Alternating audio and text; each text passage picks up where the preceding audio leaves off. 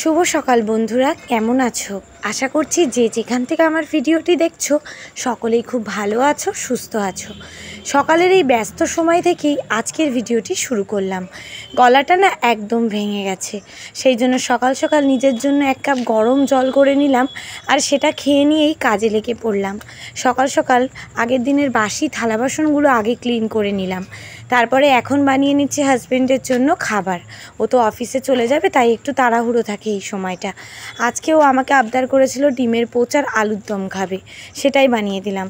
ও যেদিন যেটা আবদার করে আমি কিন্তু সেটা বানিয়ে দেওয়ার চেষ্টা করি যেটুকু পারি, আর ও আমার সাধ্যের মধ্যেই আবদার করে। তারপরেই দেখো খেয়ে নিচ্ছি এক কাপ গরম চা। এখন তো আমার মেয়ে ঘুমাচ্ছে, সেই জন্য নিজের জন্য একটু সময় বার করি এই সকালের টাইমটা।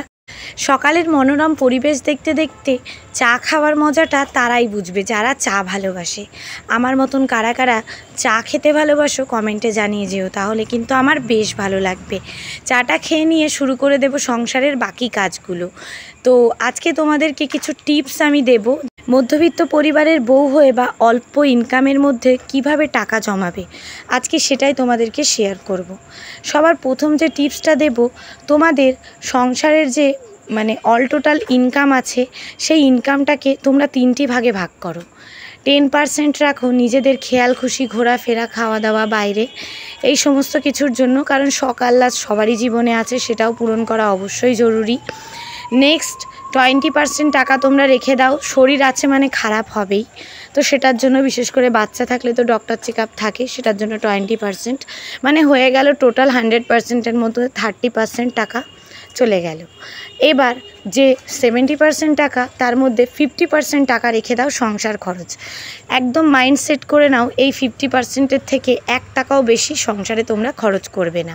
এটা যদি করতে পারো তাহলে কিন্তু সেভিংস হবেই হবে। বাকি কিন্তু তোমাদের হাতে আরও 20% টাকা থেকে যাচ্ছে, এই টাকাটিকেই তোমরা সেভিংস করে দাও। এটাকেও কিন্তু তোমাদেরকে 50-50 করে দুই দিকে সেভিংস করতে হবে। একদিকে যে সমস্ত সরকারি সংস্থা আছে যেমন ব্যাংক, LIC এই সমস্ত জায়গাতে, আর একদিকে করতে পারো যেমন মিউচুয়াল ফান্ড, এইগুলোতে। দুই দিকে কিন্তু 50-50 দেবে, একদিকে সমস্ত টাকাটা কখনোই দিয়ে দেবে না, এতে কিন্তু রিস্ক থাকে। ঠিক আছে, সেকেন্ড যে পয়েন্টটা তোমাদেরকে আমি বলবো, তোমরা যে 50% টাকা সংসারের জন্য রাখবে সেটিকে 3টি ভাগে ভাগ করো। কিছু টাকা মুদিমালের জন্য, কিছু টাকা কাঁচা বাজারের জন্য, কিছু টাকা ডেয়ারি প্রোডাক্ট দুধ এই সমস্ত কিছুর জন্য রেখে দাও। পনির, ঘি, অনেকে এগুলো লাগে বাজার সংসারে, সেগুলোর জন্য। এবার এই বুঝেই 3টে ব্যাগে আলাদা আলাদা করে টাকা রেখে যেটার যখন দরকার তখন সেটা থেকে খরচ করো। দেখো তোমাদের কাছে হিসাবও থাকবে। এই ছোট্ট ছোট্ট টিপসগুলো মানলেই কিন্তু টাকা সেভিংস হয়ে যাবে। ঠিক আছে, তো দেখতেই পেলে আমি তোমাদের সঙ্গে গল্প করতে করতে দেখিয়ে দিলাম। আমার মেয়ে ঘুম থেকে উঠে গেছে, এখন ওকে নিয়ে একটু ব্যস্ত, তারপরে আর কোনো ভিডিও করতে পারিনি, সরাসরি সন্ধ্যাবেলা। একদম লাস্ট টিপসে চলে আসি। মাসের যখন একদম শেষ পর্যায়, তখন পুরো সংসারটা ঝালিয়ে দেখে নাও তোমার সংসারে কি কি প্রয়োজন, কি কি কিনতে হবে সেইগুলো দেখে নাও। অপ্রয়োজনীয় কোনো কিছু কিনে নষ্ট করো না। বারবার করে যদি প্রত্যেক দিন খুচরো খুচরো করো বা রোজের বাজার রোজ করো, তাহলে কিন্তু কখনোই টাকা সেভিংস করতে পারবে না।